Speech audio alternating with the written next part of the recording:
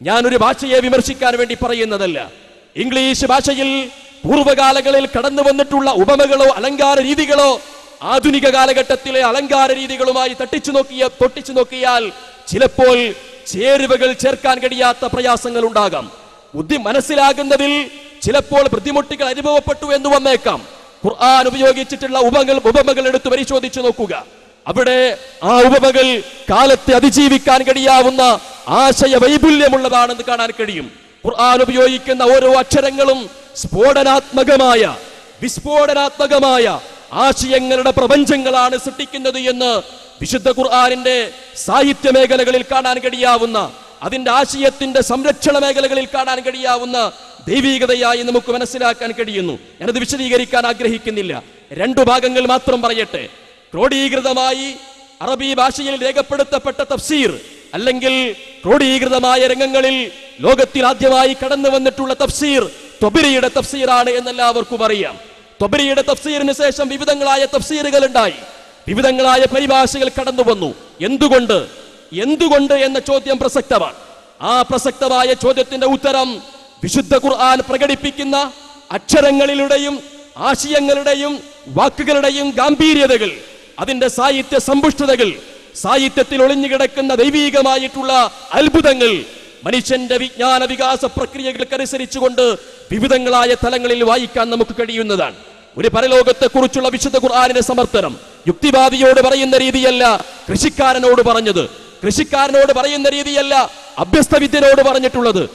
ഇങ്ങനെ ഒരു വിഷയത്തെ തന്നെയുള്ള അവതരണങ്ങൾ വിവിധ തലങ്ങളിൽ നോക്കിക്കാണുകയാണ്.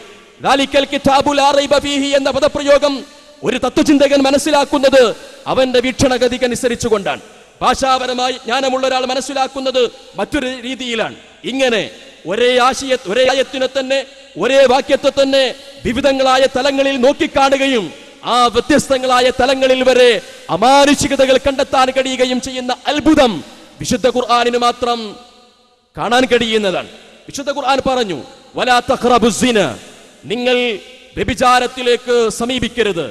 ഈ പദത്തിന് തഖ്റബ് എന്ന് പറയുന്ന, സമീപിക്കരുത് എന്ന് പറയുന്ന ഒരു പദപ്രയോഗം അവിടെ ഖുർആൻ ഉപയോഗിക്കുന്നത് വലാ തഖ്റബുൽ മർഅ, നീ ഒരു സ്ത്രീയെ സമീപിക്കരുത് എന്നല്ല, നിങ്ങൾ വ്യഭിചാരത്തെ സമീപിക്കരുത് എന്ന പദപ്രയോഗമാണ് ഖുർആനിൽ കാണാൻ കഴിയുന്നത്.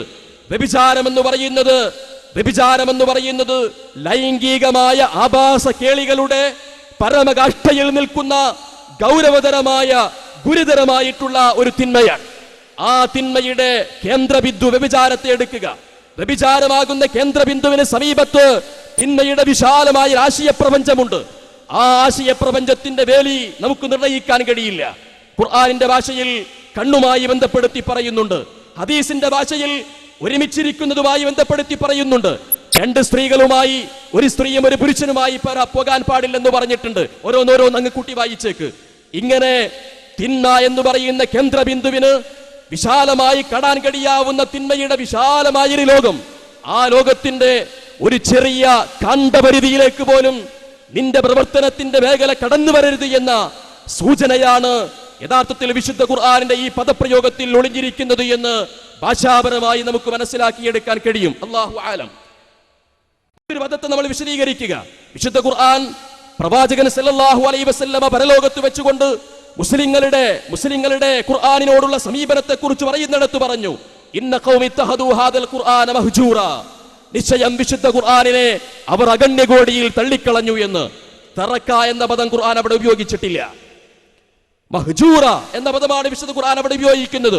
ഖുർആനാകുന്ന കേന്ദ്രബിന്ദു, ആ ഖുർആനാകുന്ന കേന്ദ്രബിന്ദുവിനോട് ചുറ്റുഭാഗത്ത് കാണാൻ കഴിയാവുന്ന നന്മയുടെ വിശാലമായ ആശയപ്രപഞ്ചം, ആ നന്മയിൽ ഇമാതത്തുൽ അദാ അനി തരീഖി സ്വദഖ എന്ന് പറയുന്ന ഒരു നന്മ വന്നേക്കാം. ആ നന്മയിൽ പരസ്പരമുള്ള പുഞ്ചിരിയുടെ സ്നേഹാഭിവാദനത്തിന്റെ ഒരു നന്മ കടന്നു വന്നേക്കാം.